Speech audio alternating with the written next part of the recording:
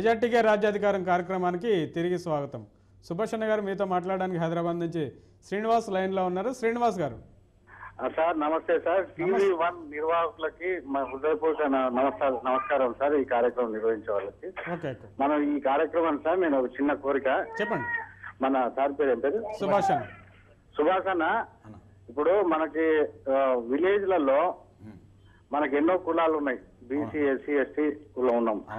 అదే విధంగా మన పార్టీలు కూడా రాజకీయ పార్టీలు ఉన్నాయి. రాజకీయ పార్టీలకు అతీతంగా మనమంతా బడుగు బలహీనం ఓన్లీ రాజ్యాధికారం గురించి ఒక స్టేజ్ని, ఒక వేదికను మనం ఏర్పరచుకొని మన అందరినీ ఒక తాటి మీద తీసుకొచ్చి పార్టీలను మనం పక్క పెడదాం, పెట్టేసి ఒక తాటి మీద తీసుకొచ్చి విలేజ్ లెవెల్ 85% జనాభా ఎవరైతే ఉన్నారో వాళ్ళకి రాజ్యాధికారాన్ని ఏ విధంగా మనం వాళ్ళ మోటివేట్ చేయాలన్నది మనం ఫస్ట్ ఆఫ్ ఆల్ అది చూసుకోవాలి. ప్రచార సాధనాలు సార్, ప్రచార సాధన ఇప్పుడు మీరు మీ టాలెంట్ ని TV1 వాళ్ళు చూపిస్తున్నారు.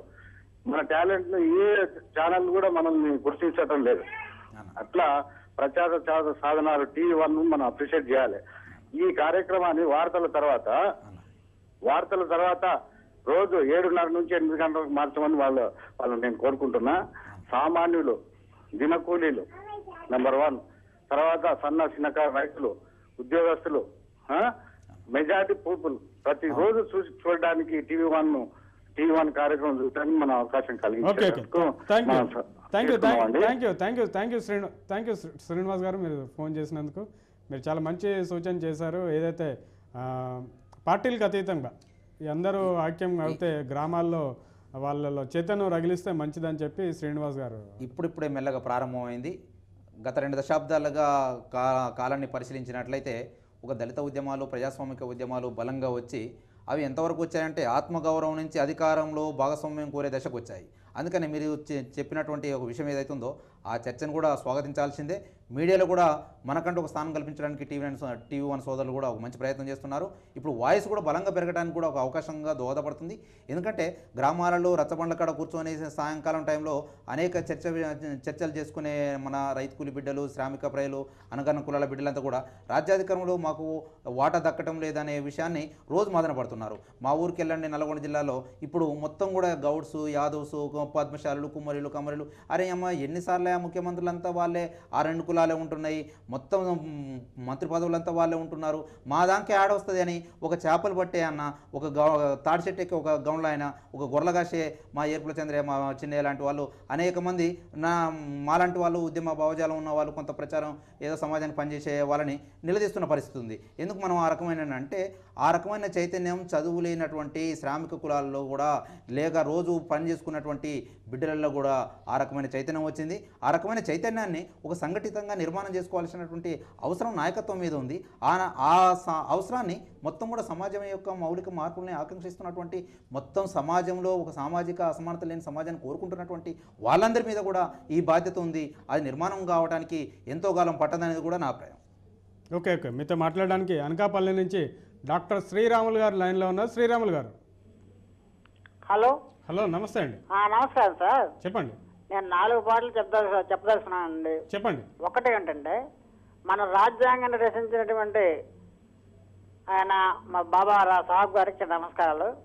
రెండవది ఏంటంటే మన ఎన్నికబడిన తరగతుల వాళ్ళందరూ కూడా ఐక్యం కావాలండి. ఐక్యం కావాలంటే ఇటువంటి ట్రాన్సాక్షన్స్, ఇటువంటి మీటింగ్లు కొద్దిగా జరిపితే బాగుపడుతుందని ఒకటే విషయం. రెండవది ఎవరైనా సరే మన ఈ ఎన్నుకబడిన తరగతుల వారు ఒక పదవి వచ్చిందంటే ఆ పదవి నుంచి వాళ్ళు పైకి వెళ్తున్నారు తప్ప ఆ దిగుని వాళ్ళు ఉత్తరేగించాలని వాళ్ళకు కూడా అవకాశం కల్పించాలనే భావన వాళ్ళు లేకపోవడం అనేది మనకు ఇబ్బందికరంగా ఉందండి. మూడో విషయం, వీళ్ళు కేవలం వెనుకబడిన తరగతుల వాళ్ళు ఎప్పుడైతే నాయకులు అయ్యారో వాళ్ళు ఏం చేస్తున్నారంటే పెద్ద కులస్తులతో ఏకమైపోయి వాళ్ళ యొక్క పురోభివృద్ధిగా చూస్తున్నారు తప్ప వెనుకబడిన వాళ్ళ గురించి ఎట్టి పరిస్థితులను కూడా వెనక్కి చూడడం లేకపోవడం అంటే మన యొక్క దురదృష్టంగా భావిస్తున్నాను. అదేవిధంగా ఆ లీడర్లో చలనం మలనంలో కూడా రావాలండి. అదేవిధంగా మన యొక్క వెనుకబడిన తరగతుల లీడర్లో కూడా చలనం రావాలని నా యొక్క అభిలాష. ఇకపోతే మనలో చదువు కూడా చాలా తక్కువ మందికి ఉండడం కూడా ఒక ఇబ్బందికరంగా ఉందండి. అంతేకాకుండా మన యొక్క కొంతమంది చదువుకున్నా కూడా వాళ్ళు ఏంటంటే అమ్మ ఇది రాజకీయం అంటే ఏదో వాళ్ళ పూర్వీకులు ఆ పెద్దవాళ్ళు గొప్పవాళ్ళు తప్ప మనం వెనుకబడిన వాళ్ళు చేయలేకపోతున్నామనే ఒక దురాభిప్రాయం అనేది వాళ్ళ నశించే వరకు కూడా మనం ఓకే ఓకే ఓకే ఉన్నది. థ్యాంక్ యూ శ్రీరాములు గారు. మీరు చేసిన 4 సూచనలు కూడా చాలా అభినందనీయమండి. చెప్పండి సార్, మీరు ఇవన్నీ మనం చర్చలో మాట్లాడిన విషయాలు. అయితే మనం కమ్యూనిస్టులో కులాధిపత్యం గురించి మాట్లాడుతూ బ్రేక్ తీసుకున్నాం, దాని గురించి చెప్పండి. కమ్యూనిస్ట్ పార్టీల్లో 80 సంవత్సరాల నుంచి ఈ దేశంలో ఉన్నటువంటి మౌలిక సమస్య జోలికి వెళ్ళకపోవడం ఫలితంగా కమ్యూనిస్ట్ పార్టీలు ఎజెండాగా చేసుకోవాల్సిన ఏ వర్గం కోసం అయితే ఏ కులం కోసం అయితే పోరాడాలనో ఆ కులాలని దగ్గర చేర్చుకోవడంలో ఈ వైఫల్యం చెందాయి. ఎందుకంటే 80 సంవత్సరాల తర్వాత నిన్న మొన్న పుట్టిన పార్టీలు కూడా అధికారంలోకి వచ్చాయి, కానీ కమ్యూనిస్ట్ పార్టీలు ఎక్కడ వేసిన కొంగ ఎక్కడ ఉండి రోజు రోజుకి బలహీనపడుతున్నాయి. ఎందుకు?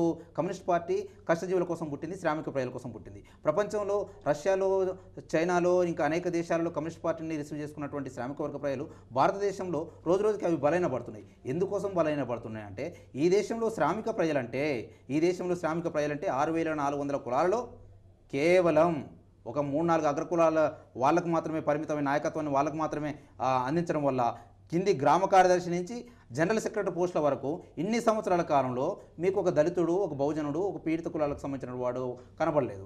అందుకనే మొత్తం కూడా క్యాడర్గా మమ్మల్ని ఉంచి లీడర్గా మీరున్నారు. అందుకనే కమ్యూనిస్ట్ పార్టీలు అరే మమ్మల్ని ఎంతసేపటికి వాడుకొని వదిలేసేటానికి, లేకుంటే ఉద్యమాలు చేసే ఉద్యమాల పేరు మీద మా రక్తం చెందించడానికో జైలులో పెట్టించడానికో ఇది చేస్తున్నాయి తప్ప ఎక్కడ కూడా మా వాళ్లకు సరైన భాగస్వామ్యం కల్పించడం లేదు అనే ఒక అక్కాసు, ఒక ఆక్రోశము, ఒక న్యాయమైన ఆవేదన, ఆందోళన దళిత బహుజనులో ఉండటం ఫలితంగానే కమ్యూనిస్ట్ పార్టీలకి రోజుకి మొత్తం కూడా దళిత బహుజనులు దూరం అవుతున్నారు. ఇకనైనా కమ్యూనిస్ట్ పార్టీలు తమ బయట సమాజంలో కొనసాగుతున్నటువంటి కుల వివక్షత వ్యతిరేక పోరాట సమితి అని ఒక మార్క్సిస్ట్ పార్టీ పెడితే ఇంకొక పార్టీ కుల నిర్మూలన పోరాట వేదికలు పెట్టాది. అందుకనే మార్క్సిస్ట్ పార్టీ కావచ్చు, మావోయిస్ట్ పార్టీ కావచ్చు, లేకుంటే సిపిఐ పార్టీ కావచ్చు, ఈ మీరు 3 పార్టీలు కమ్యూనిస్ట్ పార్టీల్లో ఎన్ని గ్రూపులు ఉన్నప్పటికీ ఈ అగ్రస్థాయిలో మీరు ప్రధాన పార్టీలుగా వెలుగొందుతున్నారే, మీ 3 పార్టీల్లో కూడా నాయకత్వం ఎవరి చేతిలో ఉంది? ముగ్గురు కూడా ఒక శిబిరానికి బర్దాన్ నాయకత్వం వహిస్తే, ఒక శిబిరానికి ప్రకాష్ కరత్ నాయకత్వం వహిస్తే, ఇంకొక మావోయిస్ట్ శిబిరానికి ముప్పల గణపతి వహిస్తున్నాడు.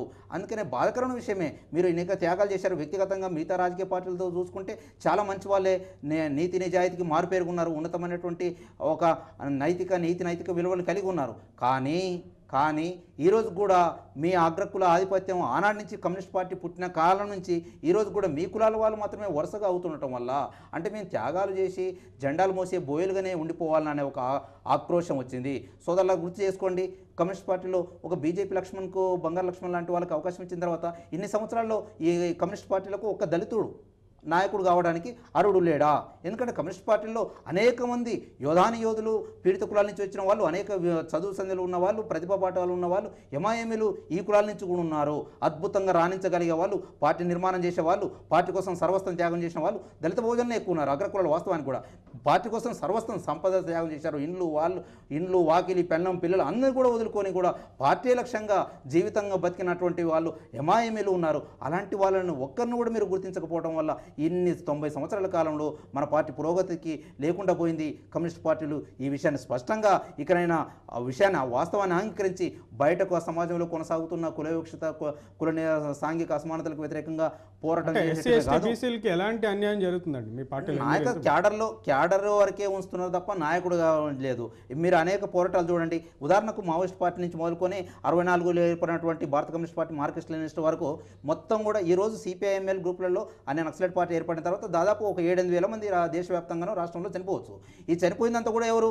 8,000 మంది చనిపోతే ఓ ఎన్కౌంటర్లో కావచ్చు, రకరకాల రాజ్యం అణచివేతలో, భూస్వాముల అణచివేతలో చనిపోయారు. ఈ 8,000 మందిలో మొత్తం కూడా 99% దళిత బహుజనులే. ఎన్కౌంటర్లో చనిపోయింది వాళ్ళే, మొత్తం ఉద్యమాలలో చనిపోయింది వాళ్ళే, భూస్వాముల ప్రతిఘటనలో చనిపోయింది వాళ్ళే. కాకపోతే వాళ్ళని క్యాడర్గానే ఉంచడం ఫలితంగా ఈ వర్గాలలో మేము చనిపోవడానికే ఉన్నామా, మేము జెండాలు మోయడానికే ఉన్నామా, మేము క్యాడర్గా మాత్రమే ఉన్నామా అనే ఒక అసమానత పెళ్ళుబుక్కింది.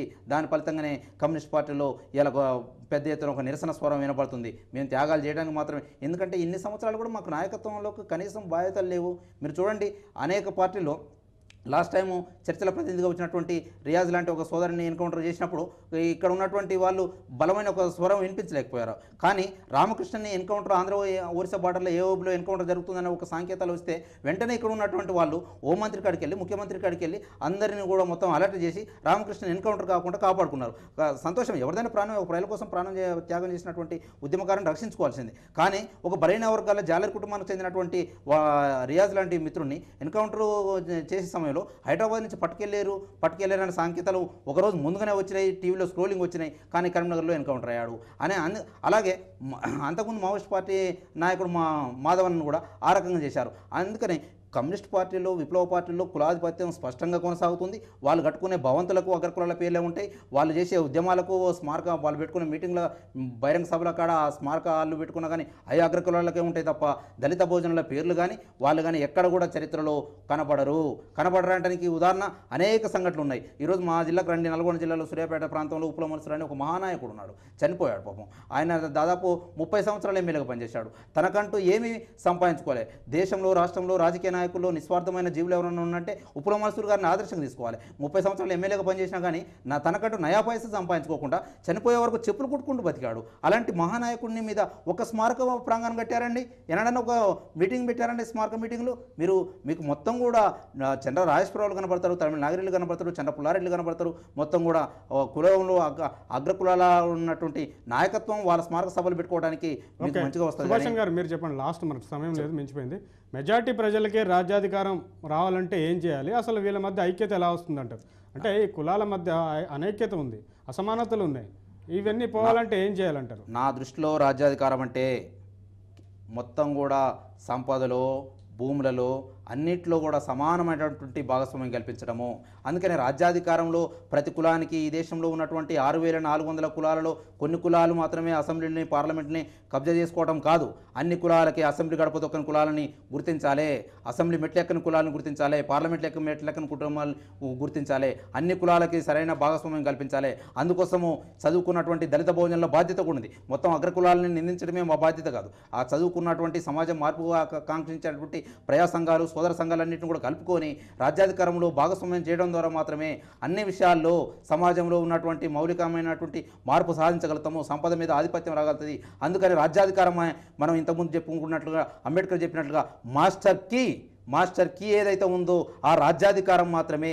రాజ్యాధికారంలో ప్రజలను భాగస్వామ్యం చేసేందుకు విద్యార్థుల నుంచి మొదలుకొని యువజనుల నుంచి మొదలుకొని ప్రజలందరూ కూడా ప్రజా సంఘాలన్నింటినీ కూడా మొత్తం పల్లెల్లోకి వెళ్ళి స్లమ్లలోకి వెళ్ళి ఇప్పటి నుంచి మాత్రమే ఒక చైతన్యమైనటువంటి కార్యక్రమం చేయడంతో పాటు మొత్తం కూడా మనీ మాఫియా మీడియా రాజ్యం వెళుతున్నటువంటి అగ్రకుల వాళ్లకు మూల పెట్టుబడిదారుగా ఉన్నటువంటి ఈ సమాజాన్ని తిరస్కరించి నోటుకి ఓటుకి కాలం చెల్లే రోజులు పోయి ఒక మంచి మన దళిత బహుజనుల నుంచి ఒక మంచి రాజకీయ నాయకుడిని ఎన్నుకుందాము, ప్రజాప్రతినిధిగా ఎన్నుకుందామనే ఒక విశాల దృక్పథంతో చైతన్యం చేయాల్సిన బాధ్యత ఉంది.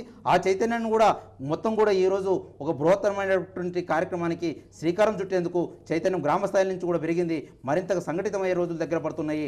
అందుకని సంపదలో సమాజంలో ఉన్నటువంటి అట్టడుగు వర్గాలకు భాగస్వామ్యం కలపాలంటే మొత్తం కూడా సమాజంలో ఉన్నటువంటి 85% మెజార్టీకే రాజ్యాధికారం అనే టీవీ స్లోగన్ ఏదైతుందో ఇలాంటి నినాదాలని ఒక అంబేద్కర్ పూలే లాంటి ఒక ఆదర్శాల కోసం జీవితాన్ని అంకితం చేసిన మహనీయుల్ని ఆశయాల్ని స్వీకరించి సమాజంలో మెజార్టీకి రాజ్యాధికారం దక్కడం కోసము విద్యార్థులు యువజనులు ప్రజా సంఘాలన్నీ కూడా గ్రామాలకు తరలాలని, ఆ రకంగా రాజ్యాధికారంలో వాళ్ళకి ఎంతో వాటా ఉందో ఆ సామాజిక దామశ నిష్పత్తి ప్రకారం మేమెంతమందిమో మాకంతే వాటా దక్కాలనే ఒక మహత్తర పోరాటాన్ని శ్రీకారం చుట్టానికి, ఆ రకమైనటువంటి పోరాటాన్ని పుణికిపుచ్చుకోవడానికి యువతరం కళ్ళు తెరవాలనేది కూడా నేను ఆకాంక్షిస్తున్నాను.